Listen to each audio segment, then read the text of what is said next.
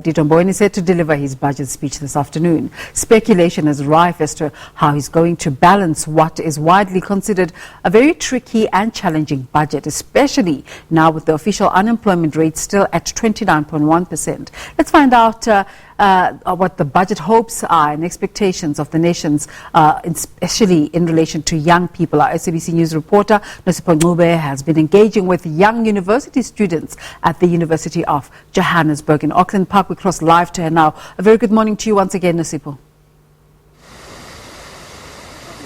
A very good morning to you, Desiree. As you have mentioned, we are at the University of Johannesburg, where we've spoken to students about their expectations with tonight or this afternoon's budget speech that will be delivered at 2 o'clock. But now I have an economist to speak to me about his predictions as well as his opinions on some of the policies or the plans that we have seen that are going to be put in place. That is Frederick Kirsten. Thank you so much for speaking to us, Frederick. So let's start off with your predictions for this afternoon.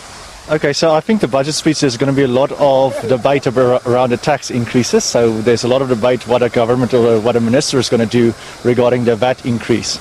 And we see there's a chance for increasing the VAT by 1%. But there's also what is the plan for state-owned enterprises and what is going to be done for job creation and the unemployment rate in South Africa. So I believe there's going to be and this is a very uncertain time in South Africa at the moment. So the economic environment is very uncertain about what's going to happen. And I think the budget speech will have a big impact on the economic outcomes of those couple of things. All right, let's touch on higher education now. We have seen President Cyril Ramaphosa announcing the 6-step plan to try and alleviate the issues with unemployment, especially amongst the youth. Firstly, your opinion of it, how do you feel about it, as well as whether you see it succeeding in the next 5 years as he has hoped?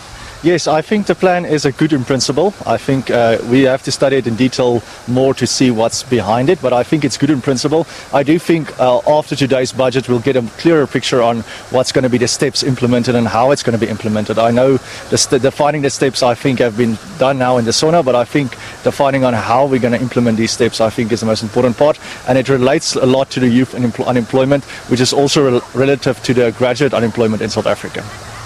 Earlier you spoke of how the government has succeeded in getting a lot of young people into tertiary institutions, which they have succeeded in doing so. Now you're saying that the issue is getting them into these job markets. Let's speak about that, as well as the missing middle, the issue with that, what that is and how that plays a role in the high unemployment. Yes, I think in South Africa specifically we have this missing middle and also this graduate unemployment that's popping up now, and I think there needs to be a linkage between the graduate's qualification and then the transition into the private sector.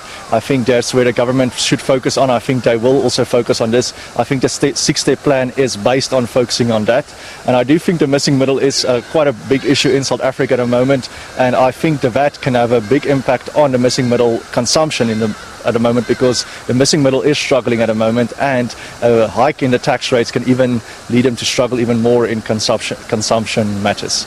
We see that a lot of young women as well, and the statistics are seen to be, at the burning end of the issue of unemployment. What do you expect to hear with today's budget speech, as well as plans moving forward to try and, integrate them into the job market as well?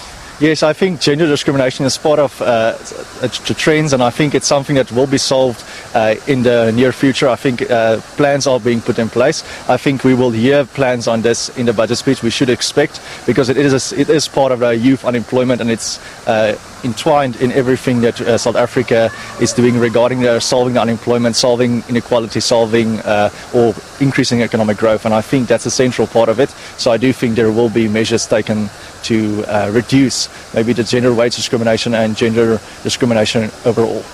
Thank you so much. That's Frederick Kirsten from the School of Economy. He's an economist at the School of Economy here at UJ, speaking to us about his expectations with today's budget speech, as well as, expressing how he's quite optimistic about the plans that have already been put in place, the plans that President Cyril Ramaphosa has mentioned in trying to alleviate the issues of unemployment amongst the youth. But that's back to you, Desiree.